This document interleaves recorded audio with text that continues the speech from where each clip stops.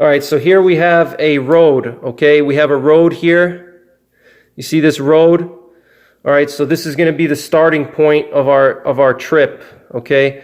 This road here. And what we want to do is we want to explore this area. Let's say we want to hunt it and do some scouting and determine if there's any good, resources here, good hunting, or maybe if it's a SHTF situation, we want to scout out the area for enemy presence or bad guys, whatever, marauders.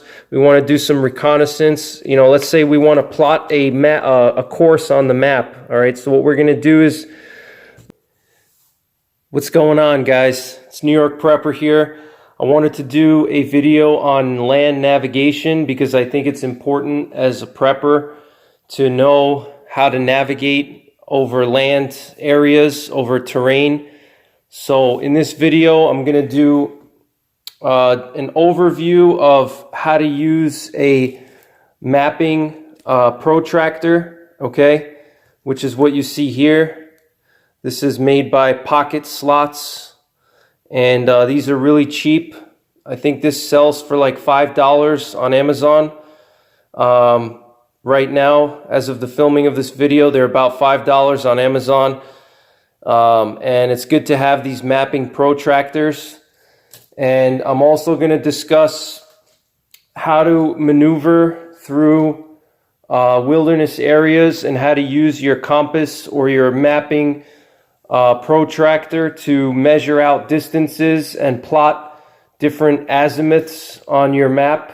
Okay, so this way, if you want to explore an area, if you, let's say, want to use your map in conjunction with your compass to explore an area where there's no hiking trails or there's no terrain features that you can work off of, I'm going to show you guys how to do that, how to use your compass to actually navigate through wilderness areas, okay, and how to plot azimuths on your maps, okay? So without further delay, I'm going to just do a quick overview of basic mapping skills and basic land navigation skills. All right, so the first thing you're going to need is a compass. Obviously, this is a U.S. military issue lensatic compass made by Cammenga. Okay, this is, in my opinion, the best compass you can buy, period. It's only $75 and it's pretty much bomb-proof. It's made out of hardened aluminum. All right, so the whole body of the compass is made of aluminum, which means that I can literally drop this and it's not going to break. Nothing's going to happen. It doesn't use a liquid inside. It uses a magnetic bezel. So you don't have to worry about air bubbles getting in here and messing it up over time, like some of the cheaper compasses, okay? It has tritium, so tritium makes it glow in the dark, so I can see my north arrow, my east and west, and also my bezel here, my bezel point here that I'm going to use for navigation is also illuminated with tritium. All right, it has these tritium vials here on the sighting line, all right, which you use this line to sight your compass to get an azimuth, all right, to get a compass reading. You're going to use this line here, and that's how you get your reading. And it has these two tritium vials on top, so you can use this in pitch black, okay, total darkness. It has a 1 to 50,000 measurement tool on the side, so if I want to take measurements on a 1 to 50,000 map, and obviously you can convert that if you have a 1 to 25,000 map or 1 to 100,000 map. You can just do simple math and can do a conversion, okay? So this is the compass that I recommend if you're new to land navigation. They go for about $75, and you want to get the tritium version. You don't want to get the phosphorus or phosphorescent version, because that one you have to use some type of external light source to charge the vials. You want to get the tritium version. The tritium version glows 24 hours a day, 365 days a year, and for many years, okay? So this is your first thing that you want as a prepper. You should definitely have one of these compasses. Another thing you're going to want is a China marker. Okay, you want a few of these for marking on your laminated maps, because a pencil or a pen is not going to work on a laminated map. All right, so you need to have a China marker if you're going to mark on a laminated map like this one here. This is a map that I printed out from a topographical map website, and I went to Staples and I just had them laminate it, okay? And I can stuff this in my backpack. This particular one is a hunting area that I frequent in the Catskill Mountains, and I have this map of my, area where I'm going to be hunting. So if I'm in the middle of the woods, I can pull this out. I know it's waterproof because it's laminated, and with the China marker, you can make a mark on it, as you see here. All right, and I can just wipe it off with my finger. All right, I'll show you right now. I can just wipe it off with my finger. All right, so China marker is the next thing you're going to want. And also the mapping protractor, which is a very good thing to have, and I'll show you why in a second, okay, and how to use it. All right, so this is a little bit of a video that's going to be a little bit long, so I recommend you sit down and relax and enjoy the show. So, all right, so compass, China marker, mapping protractor. These are your basic, your basic, land navigation tools. In addition to that, you want to get yourself a pair of Ranger beads. Okay, Ranger beads are literally just a piece of paracord that has little beads on them that you use to count how many paces you walk. Okay, if you don't have Ranger beads, it's not the end of the world. You can just keep track in your head, or you can just use some pebbles. Okay, you can grab some pebbles on the ground, and every 100 meters that you walk, you put a pebble in your pocket. Okay. And that's just a simple way, if you don't have Ranger beads on you, or you lose them or whatever, it's a simple way to keep track of your paces and how many meters you've walked. And I'll discuss pace counting in a little bit. And if you go into my navigation playlist, I have a whole section on pace counting and how to use, your pace count and how to figure out your pace count. Okay. And I'll discuss that in this video as well as I get into it more. But so here you have your map, okay? When you have a map, there's a couple of things you need. All right, first of all, you want to, so here I have a map of the Catskills. All right, what you want to do is you want to have a map that has an accurate magnetic declination. This is what's called the magnetic declination, and that's absolutely critical. All right, this right here is your magnetic declination. All right, what does that mean? Okay, that means that the magnetic north is 13 degrees to the left of true north, okay, or grid north. All right, so, and I've done a video on that if you want to get more detailed explanation of the difference between the different types of norths. But basically you have grid north, true north, and magnetic north, okay? You won't see grid north used that much, all right? Grid north is, for the most part, the same thing as true north, all right? Grid north is just literally these grids on the map, all right? You see these grids here? Every map has a grid on it, and that's what your grid north is. If you look at this map here, you can see that there's a grid over here, a grid line. You see this grid line? That means that's grid north, okay? So this line here, this grid line, represents north, okay? And so for the most part, grid north and true north are pretty much the same, okay? So true north is the actual real north, okay? The true north is represented by the North Star, okay? The North Star is true north.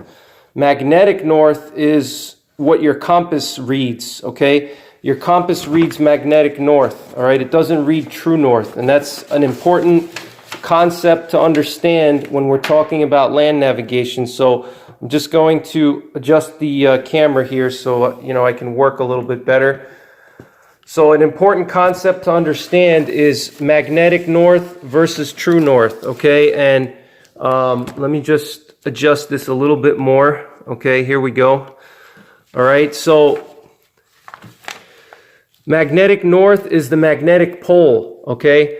The Earth has a magnetic field, all right? It has a north and a south pole, just like a magnet, all right? When you were a kid, if you played with magnets, you had the north pole and the south pole of the magnet. That's pretty much the same thing as Earth, okay? The thing is that our magnetic north is not the same as the true north, okay? The true north is represented by the North Star, all right? But the magnetic north is a little bit different, and it also shifts periodically over the years. It changes, all right? So it's not a constant. The magnetic north is not constant versus true north is always constant, okay? It's always north. True north is always the same. Magnetic north is always changing. So you need to pay attention to what the magnetic north is in your area of operations. So if you're hunting or if you're going to have a bug out route that you're planning, you need to constantly monitor what the magnetic north is of that area. And the best way to do that is to go onto the NOAA website, NOAA, NOAA, National Oceanic and Atmospheric Administration, and they put out a magnetic north chart. You know, I think on a daily basis they update it. And it tells you what the latest the variation between magnetic north and true north, okay? And we call that variation the magnetic declination, okay? So this difference between magnetic north and true north is the magnetic declination, and it's represented by this number here, 13 degrees, okay? That's the magnetic declination, and that's absolutely essential to understand if you're using a compass or a protractor to mark your map and to plot routes and azimuths on your map, and then be able to actually navigate off of those routes that you plot on the map with your compass, okay? So this is you need to adjust for the magnetic declination when you're using a map in conjunction with a compass, okay? So how do you do that? Well, there's two ways to do it. All right, one way is you use the acronym called LARS. All right, so I'm just going to use the back of this map here to write it out, LARS, okay? Let me just zoom out a little here. All right, LARS. And what does that mean? That means left add, and right subtract. Hold on.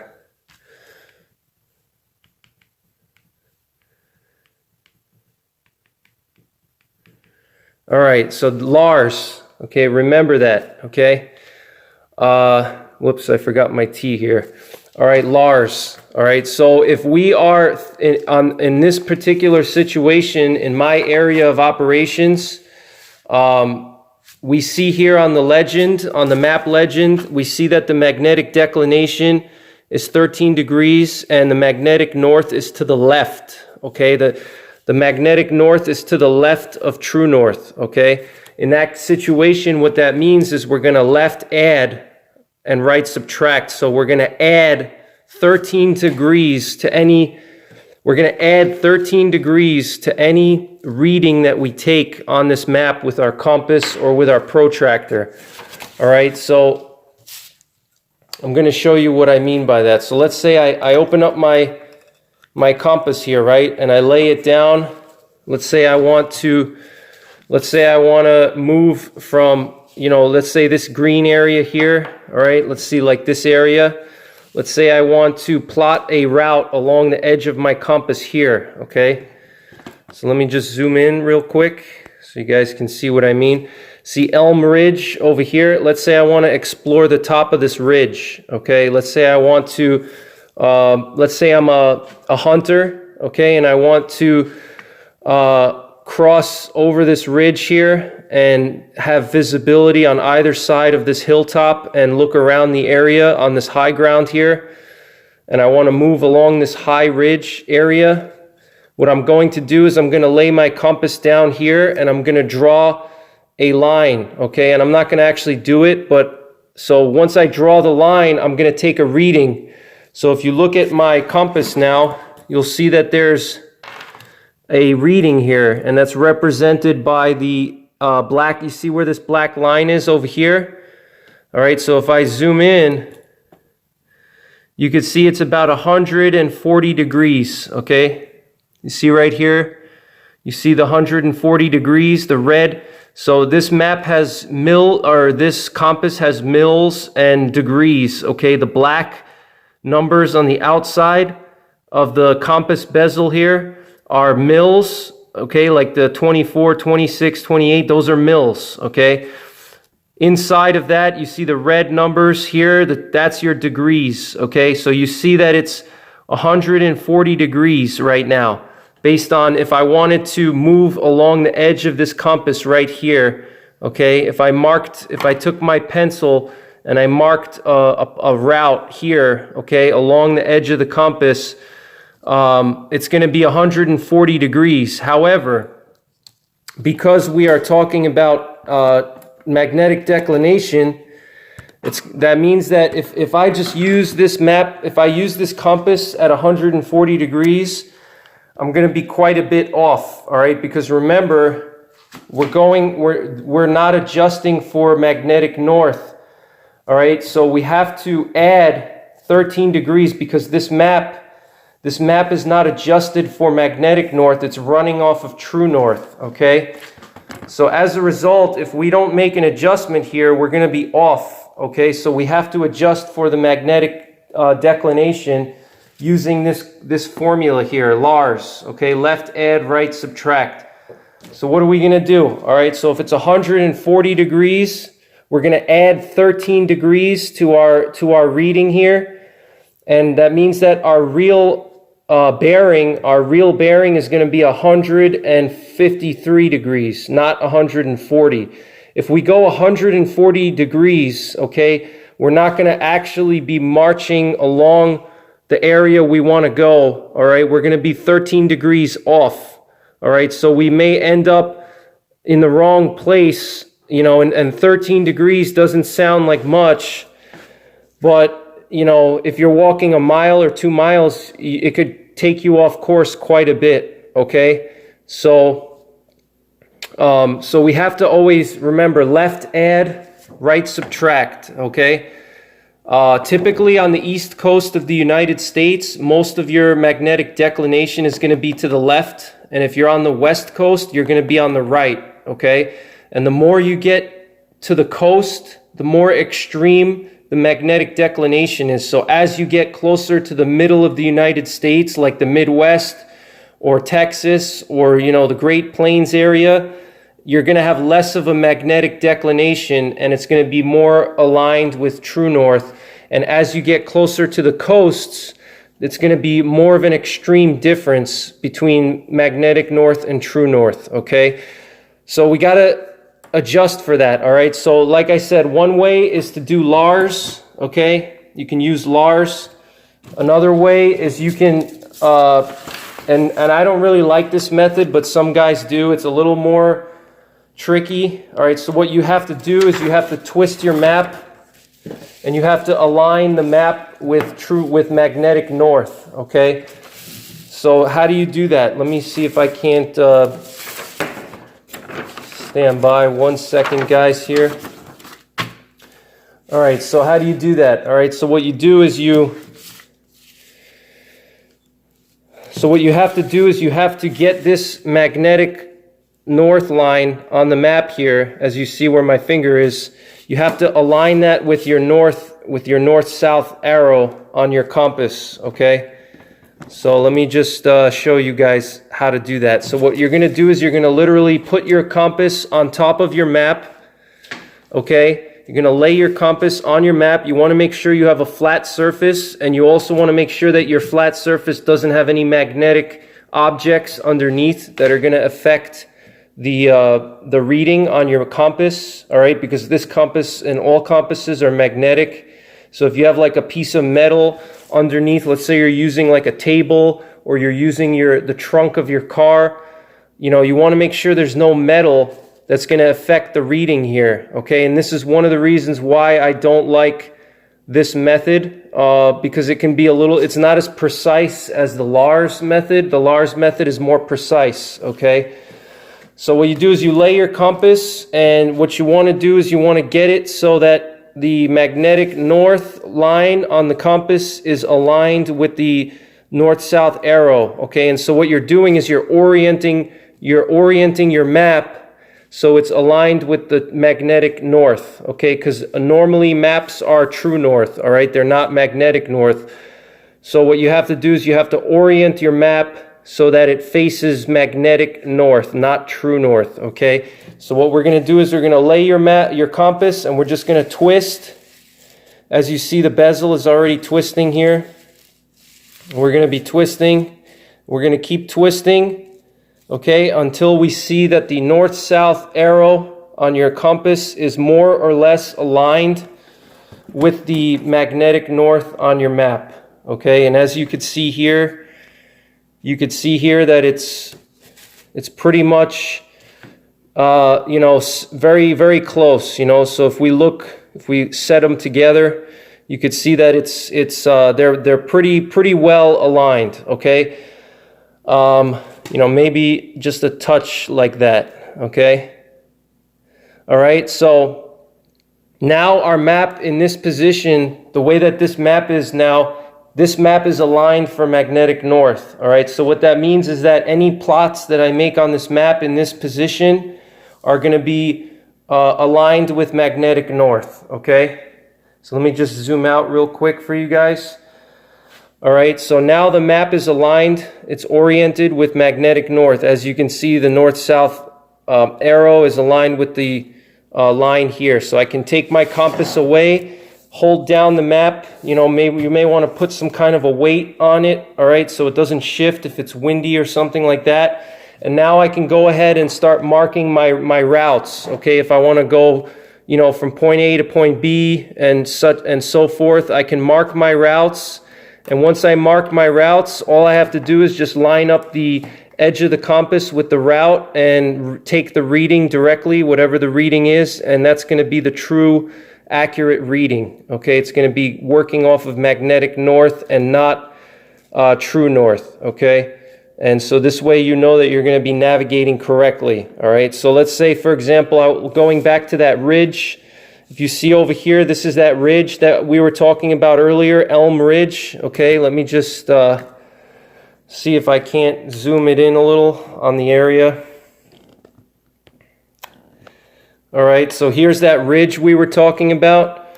So now that our map is oriented to magnetic north, we can plot this point here, all right, and we can take a reading and we can see that this is going to be now accurate. All right, guys, so now that the map is oriented, we can start plotting, okay? And so you have your two different methods, whatever method you prefer. I personally prefer the Lars method. It's much easier than having to orient your map because, like I said, orienting your map, if the map shifts a little bit, it's going to screw up your numbers, okay? So it's better to just, personally, I just like to take my map, plot my courses, and,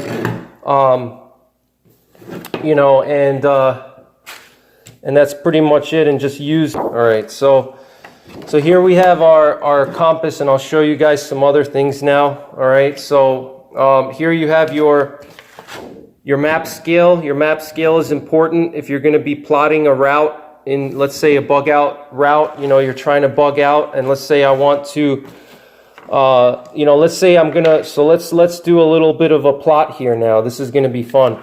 All right, so here we have our scale, all right?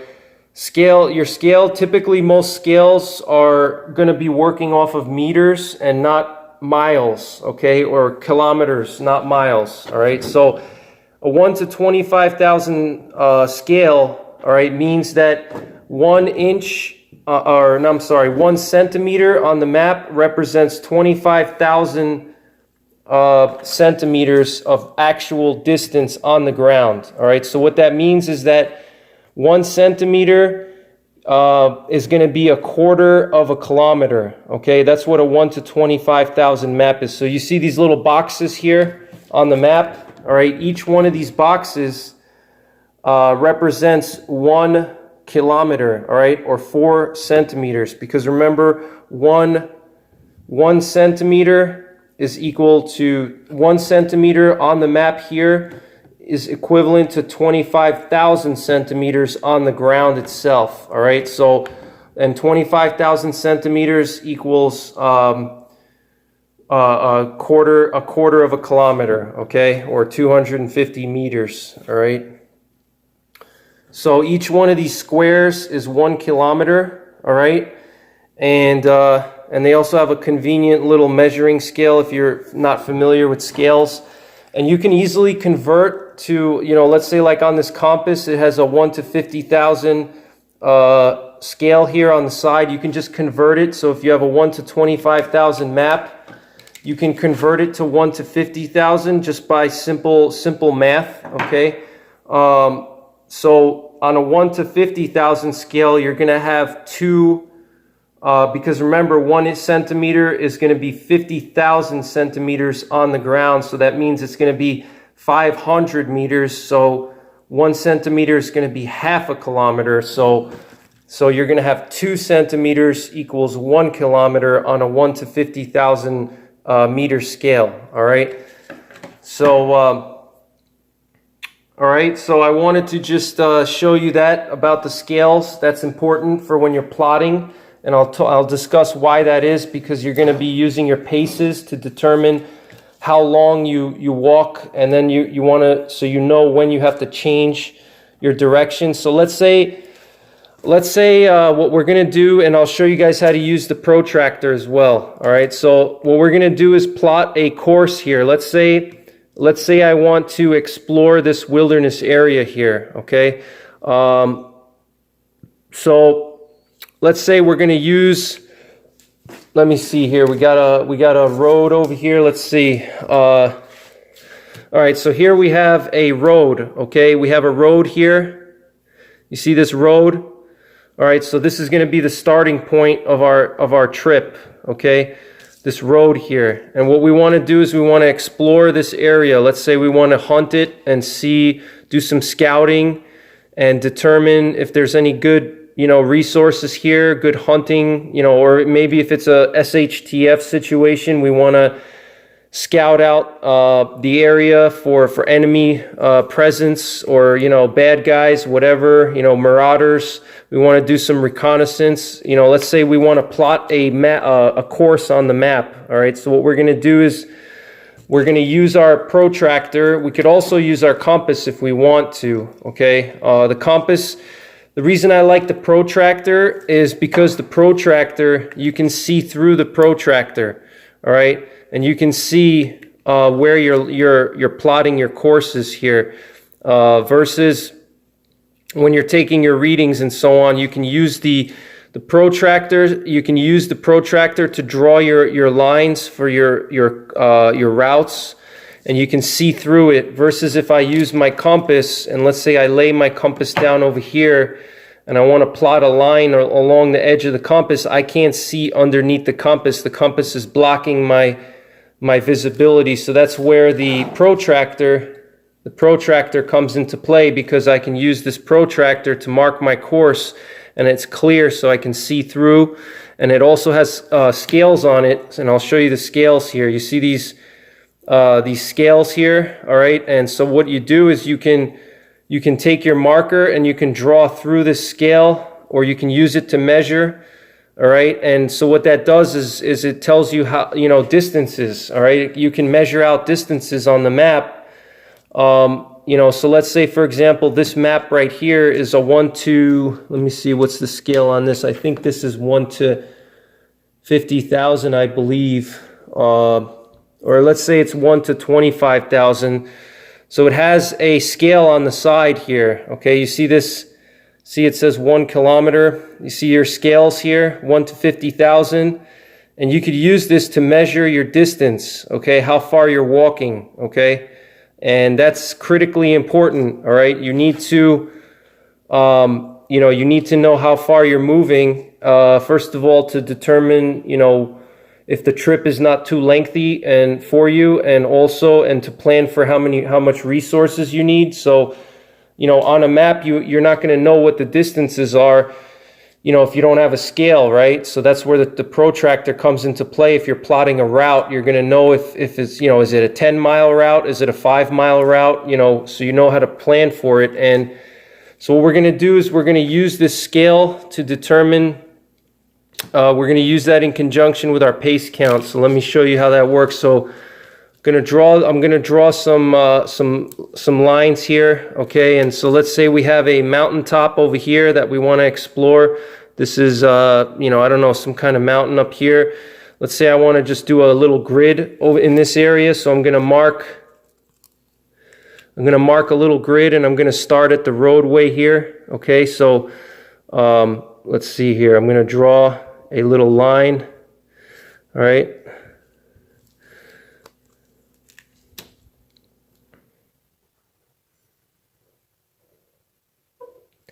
Okay, so that's going to be our first path. Okay, this is going to be our first leg of the trip. All right, next is going to be the, you know, we want to do like a little bit of a grid pattern. So let's say we want to go, once we get up here to the top of the mountain, all right, let's say we want to hike straight up to the top of this mountain here. And rather than going back the same way, we want to go back a different way. Okay, so we get to the peak. All right, so this is the peak of the mountain. You know, let's say rather than going down the same way, we're going to see the same thing, right? So we want to explore the area. Maybe we want to go down the other side of the mountain. Maybe we want to explore this little stream over here and see what's around the stream. Okay, so we're gonna plot a dog leg. Okay, we're gonna plot a dog leg here.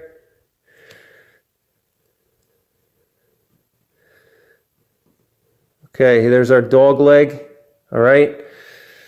And then we want to go back at some point to the area we started. So we're going to make this little triangle here, okay? And that'll take us back to the starting point, all right? All right, so that's going to be our route here, okay?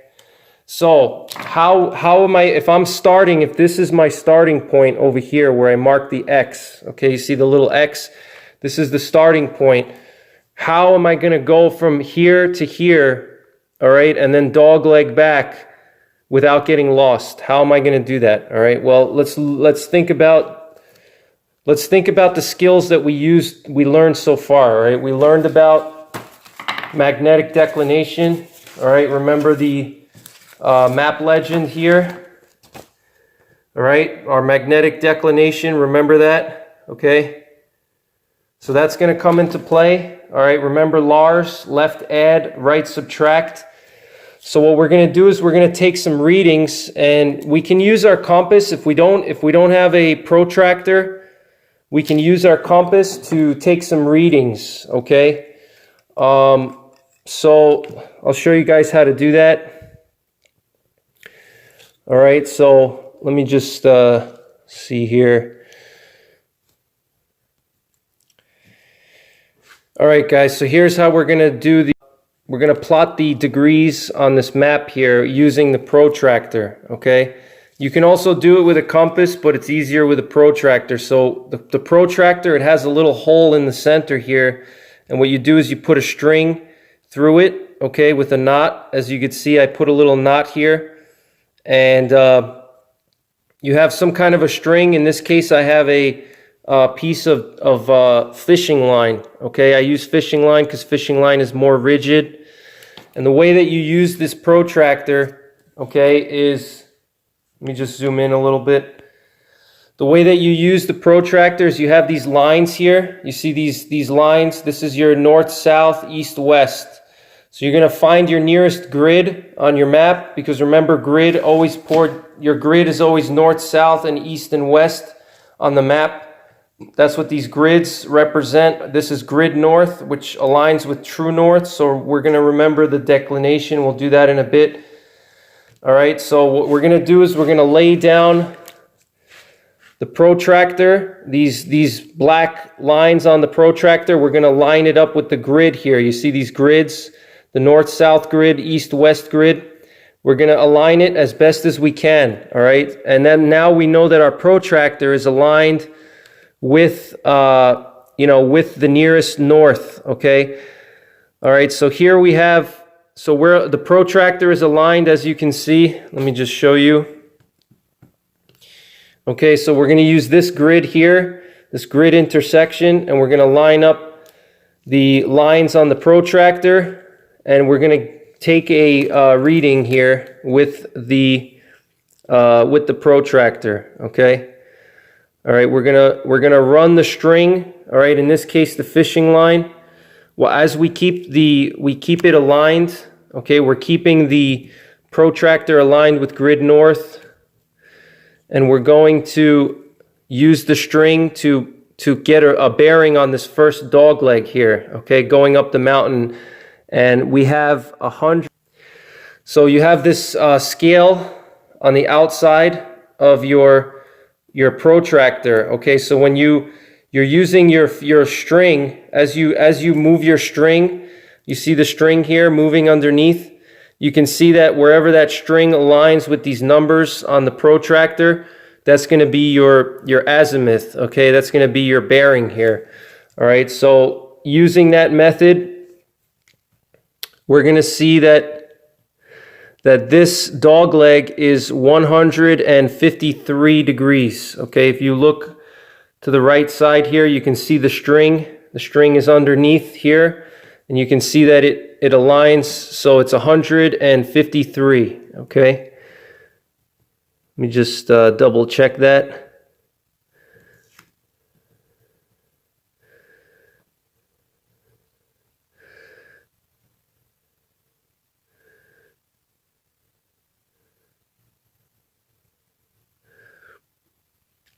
All right, so that's 153 degrees is our first dog leg. Okay, so what we're going to do is we're going to write it down over here on the map, 153.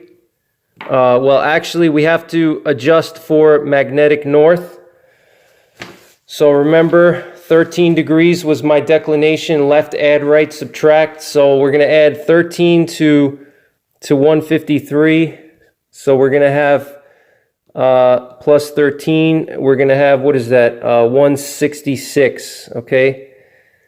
So 166 is going to be our first dog leg here. It's going to be 166 degrees. All right, so now we'll do the same thing for the other dog legs. We're going to measure them out. All right, so stand by and let me measure those out for you guys. All right, so now the next one is going to be 106 degrees, okay? So 106 plus 13, because remember, left add, right subtract, is going to give us 119, okay? So 119, 166, 119, all right? And then the last one is going to be, let's see what the last one is here. All right, 1 second, guys. The last one is going to be 20 degrees, okay? 20 degrees. All right, so 20 degrees. 20 plus 13 is going to be 33, okay? 33. All right, so we have 166, 119, and 33. Okay, let me just draw that a little bit better there. Didn't really come out too good. So we'll just write 33, okay? All right, so these are our bearings, all right? So we're 50% there, all right? So what do we do now? How do we know when to make the turn, because we're going to be going in this direction. This is a southeastern direction. Then we're going to be going northwest, and then we're going to be going northeast, okay? So how do we know, as we're traveling, how do we know that we're going to break off and go to the left here and go northwest? When do we know, how do we know that we're going to make that turn? All right, so first of all, you can use a terrain feature. So it's always easiest to use terrain features, and that's why I use the tip of this mountain here. So if I zoom in, you can see this is the top of a mountain. So once we reach the top of the mountain, that could be our signal to go northwest by 119 degrees. All right. So, you know, let's say mountaintops, rivers, you know, things like that, you know, roadways, you can use those to do your, you could use terrain features for terrain association. So what you're doing is you're looking for certain terrain features to tell you when to do your next dog leg, okay? In this case, let's say we reach the top of the mountain, so we know that we go 119 degrees or northwest, okay? But let's say, for instance, you know, for whatever reason, we can't find the mountaintop. You know, let's say it's overgrown and we can't find a distinctive mountaintop, or let's say there is no mountaintop. Let's say we want to explore an area where there's no terrain feature and everything is flat and everything is the same. All right, there's no topographical feature that we can navigate to, like a river or a road or a mountaintop. All right, let's say it's just everything is the same.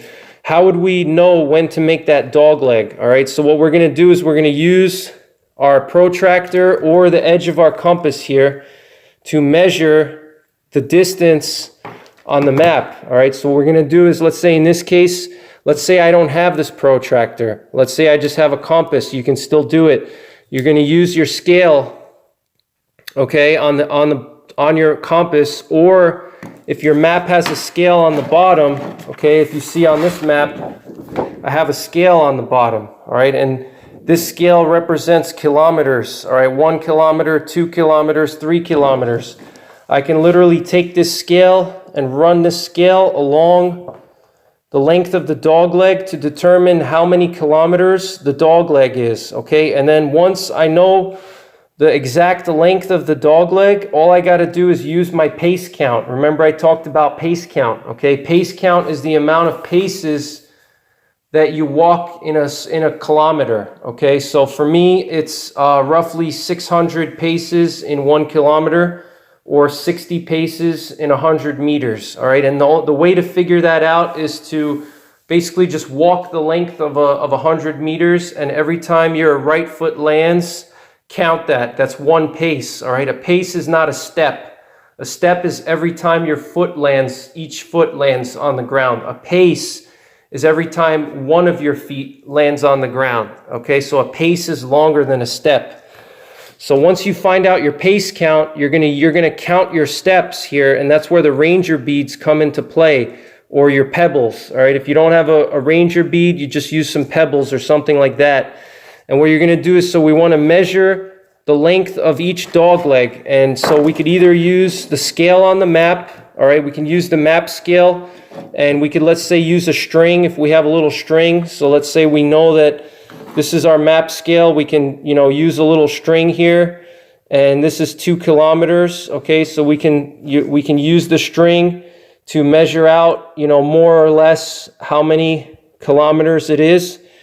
All right, so if we transplant that here, we're going to see that it's roughly two and a quarter kilometers. Okay, if we use the scale. All right.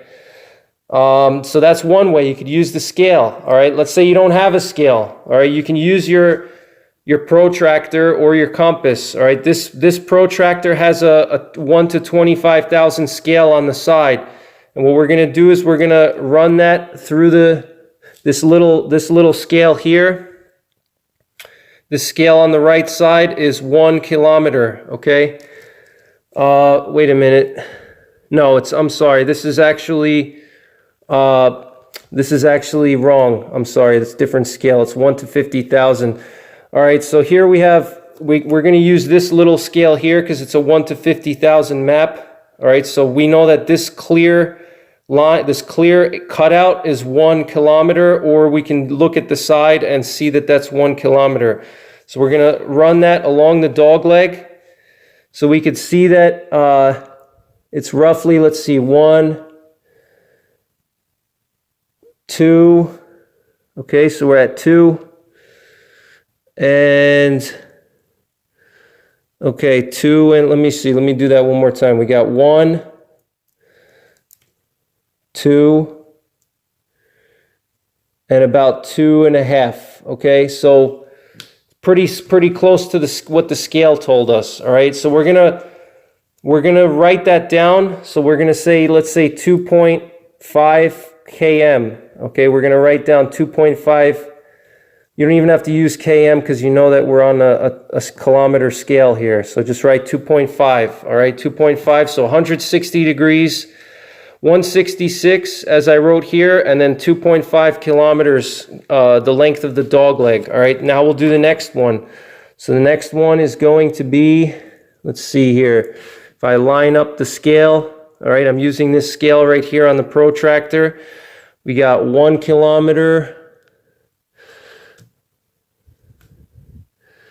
And we got 2 kilometers and maybe 2.1. So we'll say, you know, you could be as exact as you want. You don't have to go crazy, but we'll just do 2.1, okay?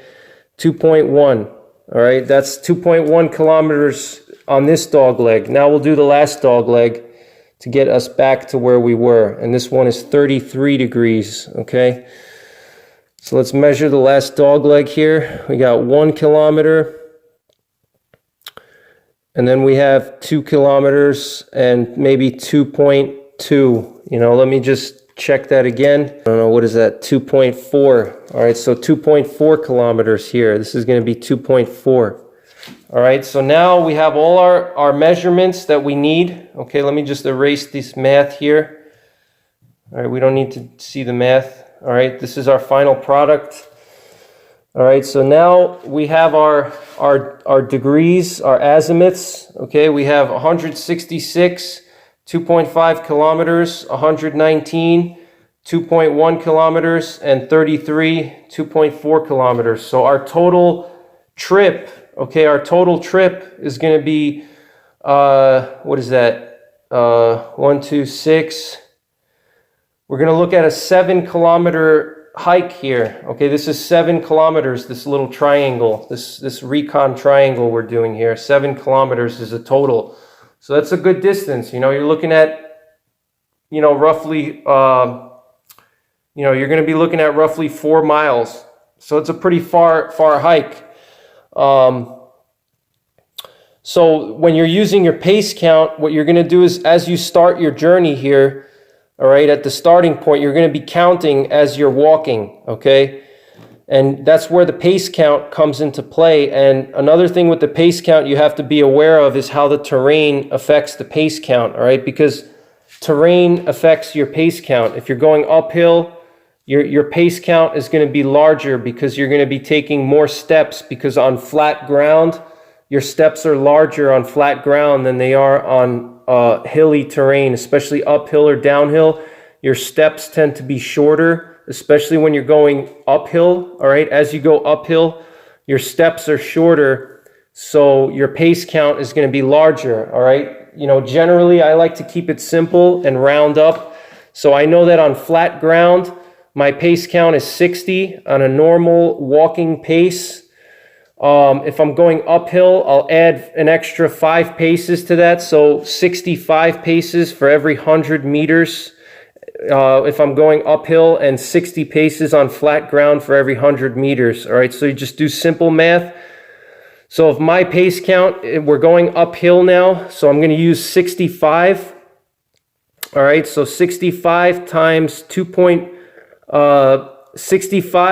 65 times 10 is going to be 650 paces for every 1 kilometer, and we know it's 2.5 kilometers, so I have to do 650 times 2.5 is going to be, what is that, 1,300 would be 2, you know, it's going to be 1625, okay? That's going to be the number of paces that I have to walk, okay?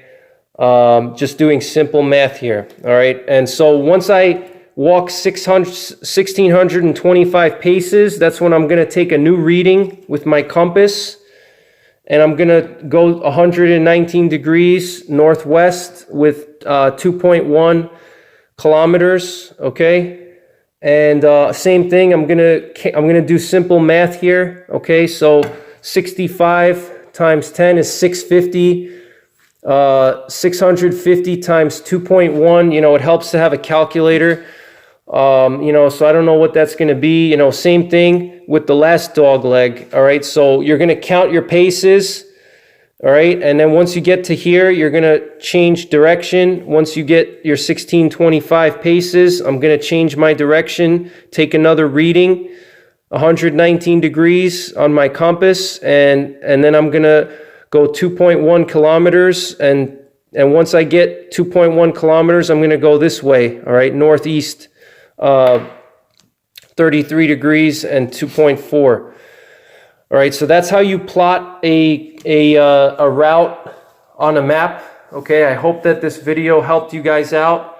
Again, you can use the scale on your compass too if you want to do a reading and you want to see, how many meters it is. So like on this mil-spec compass, it's nice because you have these numbers here: 2,000 meters, 4,000, 3,000 in the middle, and then 6,000. Yes. All right. So I can literally lay this down, and it's going to tell me pretty much what my distance is. Okay. So let's see here. Got 2,000. So that's another way that you can do it. Okay. So I know this was a very lengthy video, but it was a lot of material to cover.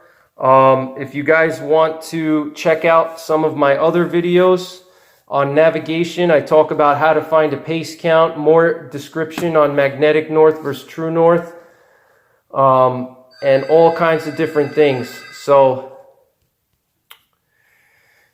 all right, guys. So thank you for watching, and remember to hit the thumbs up button if you like the video, and subscribe if you're new to the channel. And again, I recommend you check out my navigation playlist.